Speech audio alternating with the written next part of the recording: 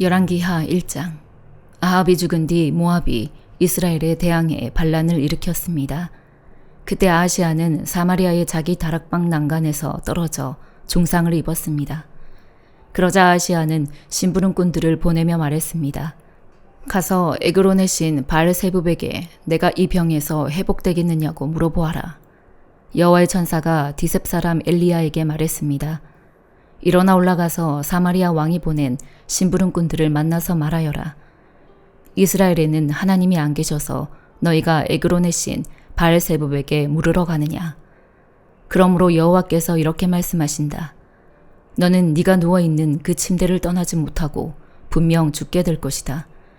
그리하여 엘리야는 가서 천사가 말해준 그대로 했습니다. 아하시아의 심부름꾼들이 왕에게 돌아오자 왕이 그들에게 물었습니다. 너희가 왜 돌아왔느냐?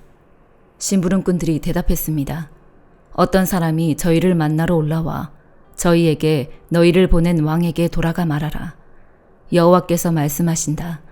이스라엘에는 하나님이 안 계셔서 네가 에그론의 신 바알세붑에게 물으러 가느냐. 그러므로 너는 네가 누워있는 그 침대를 떠나지 못할 것이라고 말하라라고 했습니다. 왕이 그 심부름꾼들에게 물었습니다. 너희를 만나러 와서 이 이야기를 해준 사람의 모습이 어떠하더냐? 그들이 대답했습니다. 그는 털이 많은 사람이었고 허리에 가죽띠를 두르고 있었습니다. 왕이 말했습니다. 그 사람은 디셉 사람 엘리야다. 그러고 나서 그는 엘리야에게 50부장과 50부장의 부하 50명을 함께 보냈습니다. 그 50부장이 산꼭대기에 앉아있는 엘리야에게 올라가 말했습니다. 하나님의 사람이여 왕께서 내려오라고 말씀하십니다. 엘리야가 50부장에게 대답했습니다. 내가 만약 하나님의 사람이라면 하늘에서 불이 내려와 너와 네 부하 50명을 태워버릴 것이다. 그러자 하늘에서 불이 내려와 50부장과 그 부하들을 태워버렸습니다. 그러자 왕이 엘리야에게 다른 50부장과 그의 부하 50명을 보냈습니다.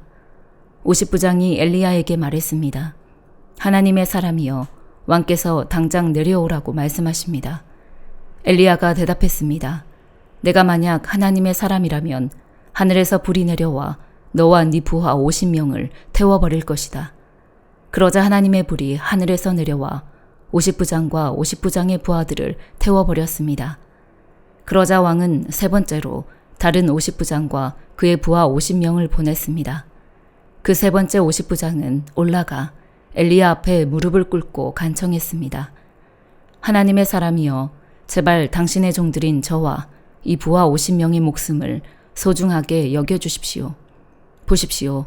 하늘에서 불이 떨어져 저번에 왔던 50부장 2명과 그의 부하들이 모두 불타버렸습니다.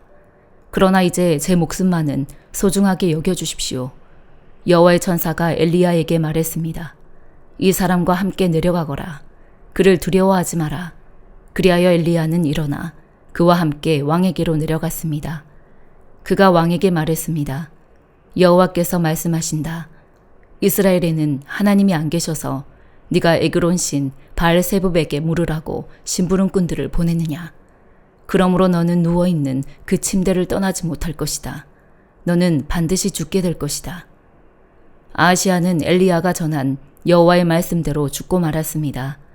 아하시아는 아들이 없었으므로 여호람이 왕위를 계승했는데 그때는 유다 왕 여호사밧의 아들 여호람 2년이었습니다. 아하시아의 다른 모든 일과 그가 한 일은 이스라엘 왕들의 역대기에 기록되어 있습니다. 데살로니가후서 1장. 바울과 실로아노와 디모데는 하나님 우리 아버지와 주 예수 그리스도 안에 있는 데살로니가 사람의 교회에 편지를 씁니다. 하나님 아버지와 주 예수 그리스도께로부터 은혜와 평강이 여러분에게 있기를 빕니다.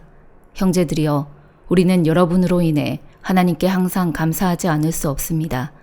이렇게 하는 것이 마땅합니다. 이는 여러분의 믿음이 점점 자라나고 여러분 모두가 각자 서로에게 나타내는 사랑이 풍성하기 때문입니다.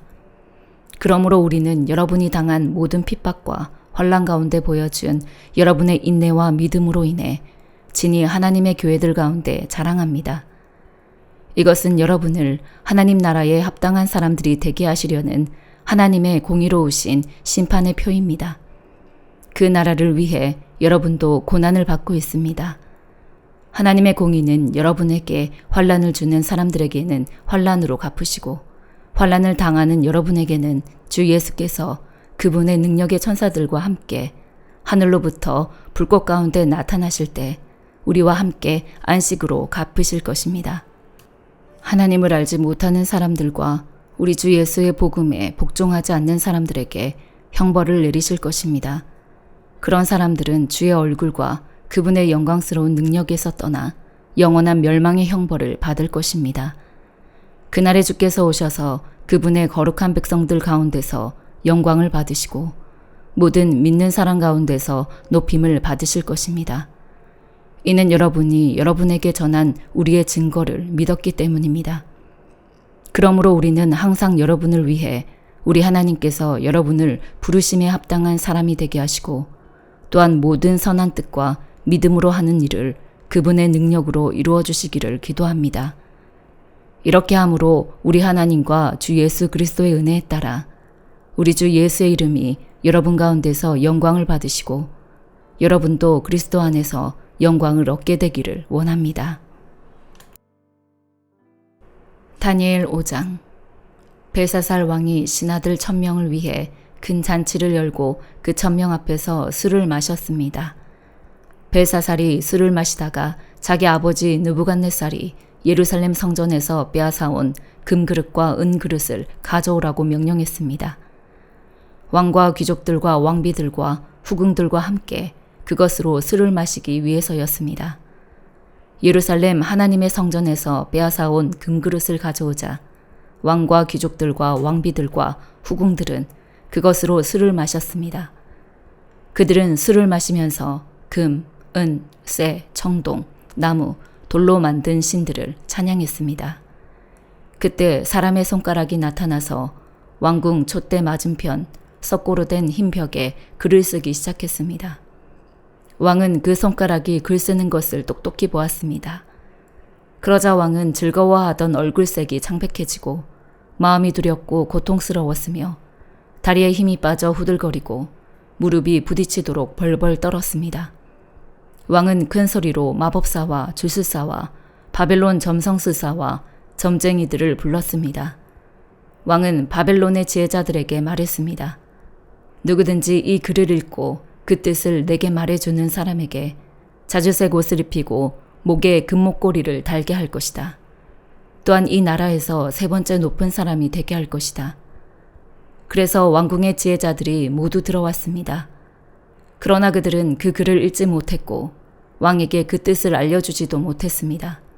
그러자 벨사살 왕은 마음이 더욱 두렵고 답답해 얼굴색이 점점 더 창백해졌습니다.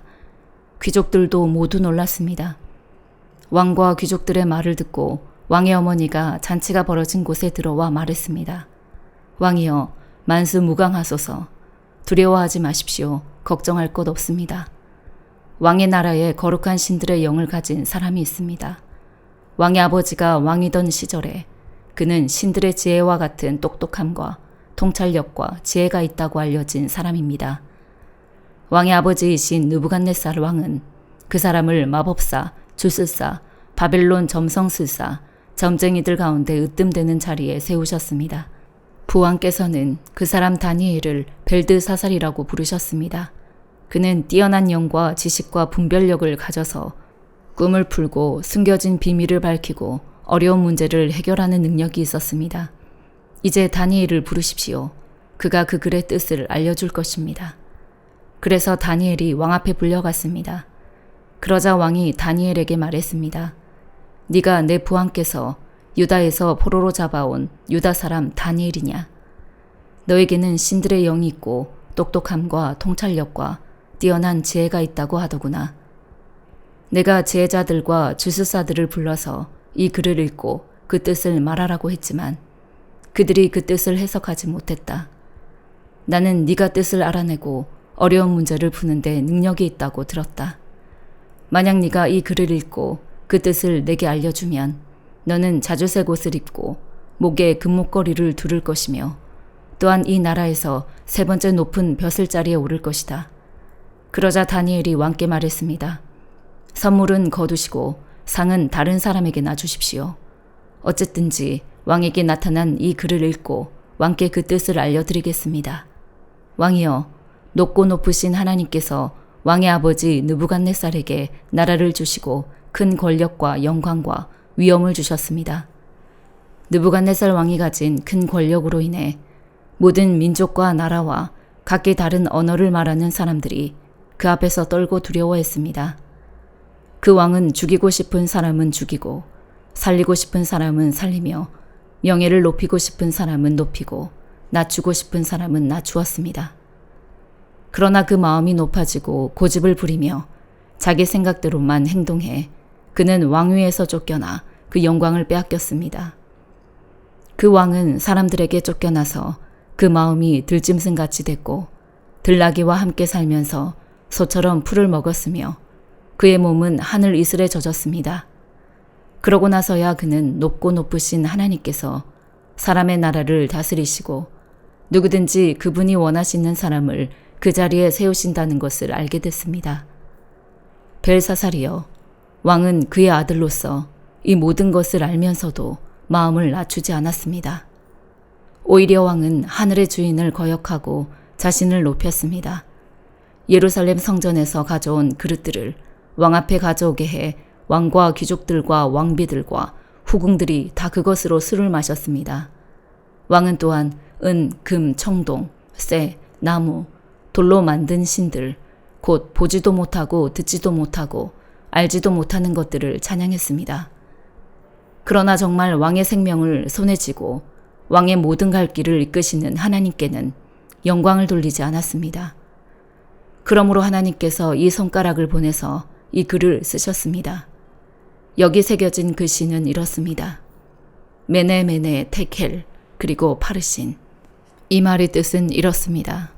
메네는 하나님께서 왕의 나라의 시간을 재어보니 이미 끝이 났다는 뜻이고, 테켈은 왕을 저울에 달아보니 무게가 모자란다는 뜻이고, 페레스는 왕의 나라가 나뉘어 메데와 페르시아 사람에게 넘어갔다는 뜻입니다. 듣고 나서 벨사살은 다니엘에게 자주색 옷을 입히고 목에 금목걸이를 걸어주고 다니엘이 그 나라에서 세 번째 높은 벼슬 자리에 올랐다고 선포했습니다.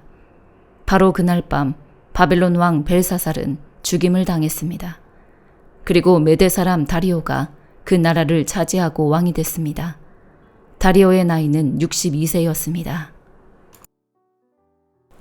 시편 110편. 여호와께서 내 주에게 말씀하셨습니다. 내가 네 적을 네 발의 발판으로 삼을 때까지 내 오른쪽에 앉아 있으라. 여호와께서 시온에서 주의 힘의 지팡이를 내미시고 주의 적들 가운데서 다스리실 것입니다. 주께서 능력을 보이시는 날에 주의 백성들이 거룩한 아름다움을 차려입고 동트는 곳에서 기꺼이 나아올 것입니다. 주께는 이슬 같은 주의 청년들이 있지 않습니까? 여호와께서 맹세하셨으니 마음이 바뀌지 않을 것입니다. 너는 멜기세덱의 계열을 따르는 영원한 제사장이다 하신 것입니다. 왕의 오른쪽에 계시는 주께서 그 진노의 날에 왕들을 치실 것입니다. 그분이 이방 민족들을 심판하시어 그곳을 죽은 사람들로 가득 채우고 여러 나라의 우두머리들을 치실 것입니다. 그분이 길가에 쉬는 물을 마시고 고개를 드실 것입니다. 시편 111편. 여호와를 찬양하라. 내가 정직한 사람들의 공회와 집회에서 내 온 마음을 다해 여호와를 찬양하리라. 여호와께서 하시는 일이 위대하기에 그 일을 기뻐하는 사람들이 다 연구하는구나. 그분의 행적에 영광과 위엄이 있으며 그 은은 영원히 계속된다. 그 기적들을 기억하게 하셨으니 여호와께서는 은혜롭고 자비가 넘치는 분이시다. 그분은 자기를 경외하는 이들에게 양식을 주시며 그들과의 언약을 영원히 마음에 두신다. 그 백성들에게 일하시는 능력을 보여주시어 이방 민족들의 유산을 주기까지 하신다. 그 손으로 하시는 일들은 참되고 공의롭고 그 법도는 다 믿을 수 있다. 그것들이 진리와 정직함으로 된 일이니 영원토록 굳건히 서 있을 것이다. 그분이 백성들에게 구원을 보내주셨고 언약의 명령에 영원하라고 하셨으니 그 이름이 거룩하고 위대하다. 여호와를 경외하는 것이 지혜의 근본이니 그 계명을 따르는 사람들은 다 훌륭한 통찰력이 있어 영원히 여호와를 찬양할 것이다. 아멘.